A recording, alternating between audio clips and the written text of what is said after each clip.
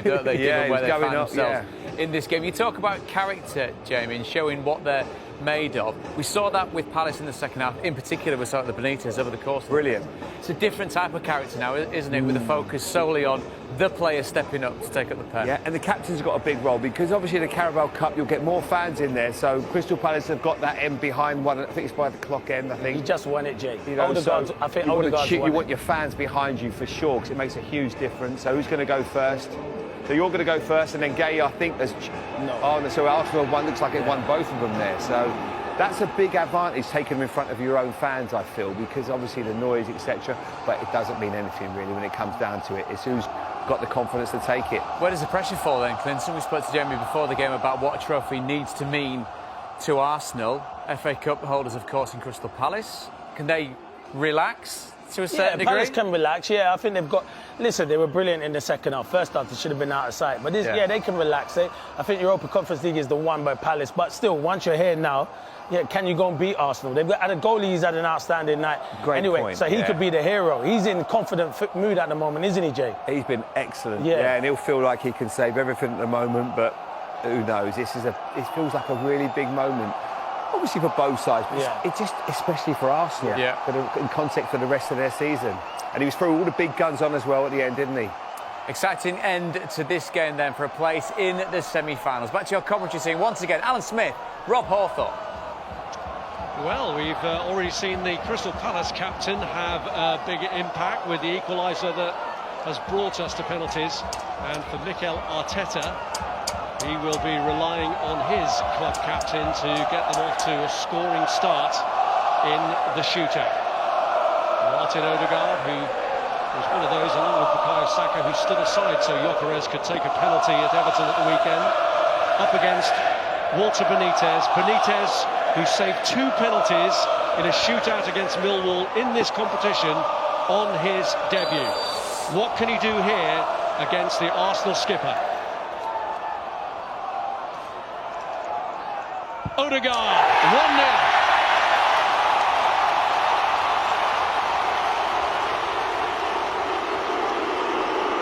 Well, decisions for managers as to whether you go with your strongest penalty taker first or save them in the hope that you'll get to a 5th kick. But Jean-Philippe Mateta seems to like stepping up first. He did so in that Millwall game. He did so in the Community Shield victory against Liverpool as well. He doesn't have necessarily a perfect record. He's missed one in Europe this season against AZ. The lights are shining in the fans behind the goal. Mateta, though, rolls it in. He shuts out all the noise and equalises. Yeah, for somebody who's not playing particularly well at the moment, that was very cool. I think he just wanted to get his out of the way, maybe. But he's done the business for his team. So, 1 penalty each, both scored, and Declan Rice is the next to step up for Arsenal.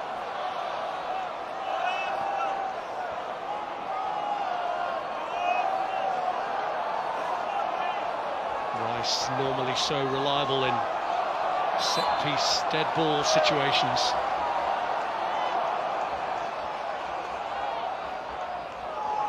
Rice restores the Arsenal advantage with a powerful one. Yeah, more power than placement. And when you lift it a little bit, they are difficult to stop. Well, Justin Deviney, maybe the younger element of this Palace team at the age of 22, but he has twice scored penalties in shootouts for them this season. And now he has to win the mind games with Kepa Arrizabalaga, who's making him wait by staying off his line, and has to win the battle of wills with the Arsenal supporters as well, some of whom are still shining lights in his direction. Deviney makes it 2-2. Yeah, it's a classy finish, though.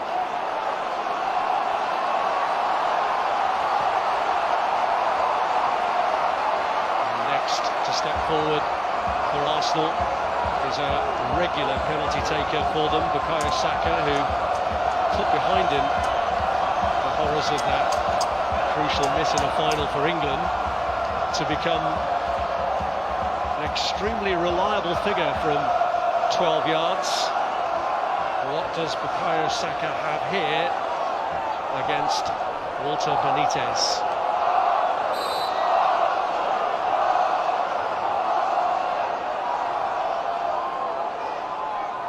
Taking his time. Saka shows again. He's a man to be trusted.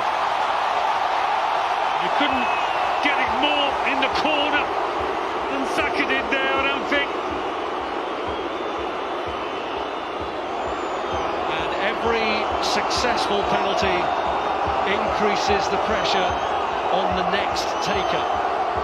And the next taker for Crystal Palace is Will Hughes, who blinks into the bank of fans behind Kepa Arrizabalaga's goal and hopes that he can keep his nerve. Hughes, 3-3, 6 perfect penalties.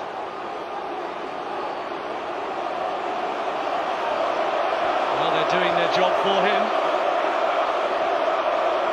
And the latest home hope is Leandro Trossard, hoping to follow the example of Odegaard, Rice and Saka to make it a perfect 4.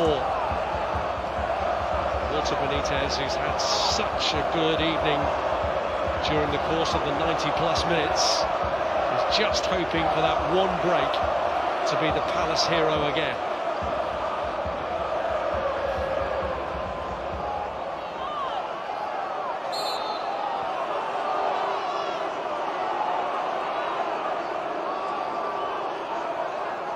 Puff of the cheeks, and Trossard steps up and places it. It takes a bit of muscle to lift it to that extent. Easy to hoist it over the bar. Those ones are unstoppable. Well, this is an interesting one because Sosa only came on right at the end. He did take a penalty in the shootout against Liverpool in the Community Shield, which he missed. He and Abera Eza, now of Arsenal, were the 2 players who missed for them in that shootout. But Sosa is being trusted to take another one here, with Arsenal leading in the shootout 4-3. And Sosa scores.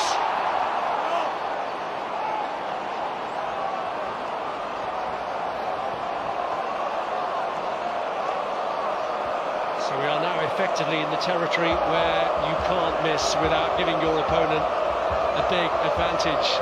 But with Arsenal having gone first, it is the chance for them to apply greater pressure with perfectly struck penalties.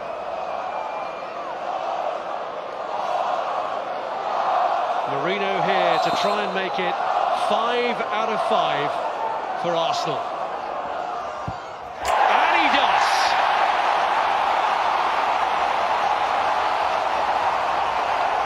Neither keepers really threatened to save any of these pens so far.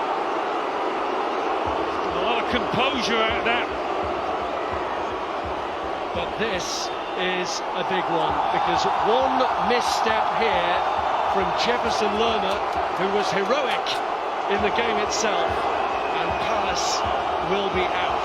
So this is a real nail-biting moment for those Palace fans. And all of their hopes rest on the Colombian Jefferson Lerma. He has to score this.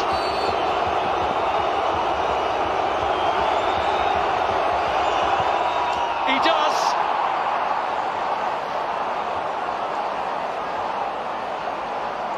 And that was some coolness under pressure. And the next one to put himself in the firing line is Ricardo Calafiori, because we are now beyond the stage that a lot of managers have planned for. We're getting into the territory of players who possibly didn't even want to take one. No, that's it. It could come down to how many penalty takers have you got in this 11 out there.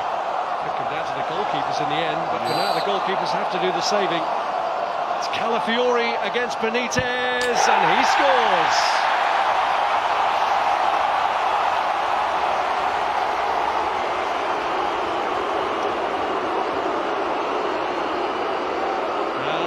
To emerge out of the Palace group is 21-year-old Adam Wharton. Nothing seems to bother this lad too much in terms of pressure. He plays the game at his own pace. This being outside the confines of the ordinary game, can he keep his cool here? It's another one for Crystal Palace, where he has to score or they're out.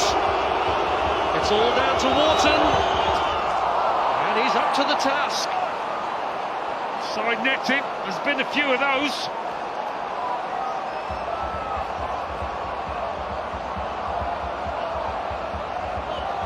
Kick number 7 for Arsenal. And Jurrien Timber is carrying the hopes of his teammates, of his supporters, some of whom can barely bring themselves to look.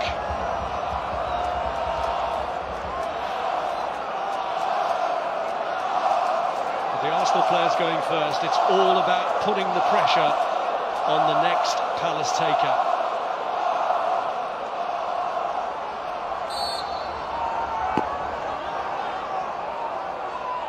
Timber, well struck. Did wonder whether he was entirely looking forward to that, but he's tucked it away emphatically.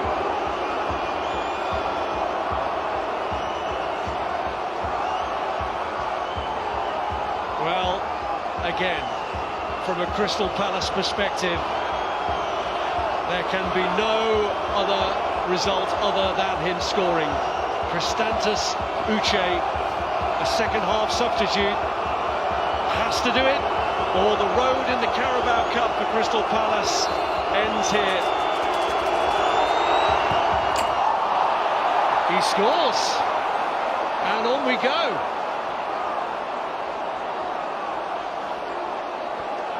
Well, they're all looking round at each other now to see who's next in line, and William Saliba is the one who's emerged from the crowd of players. 7-all we're at the moment. Can William Saliba make it 8 out of 8?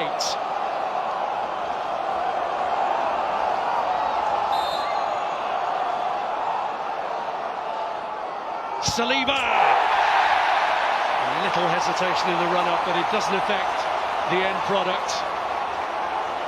No, even when the keepers have gone the right way, the ball's been lifted over them and they've not had a chance of even getting a hand to it.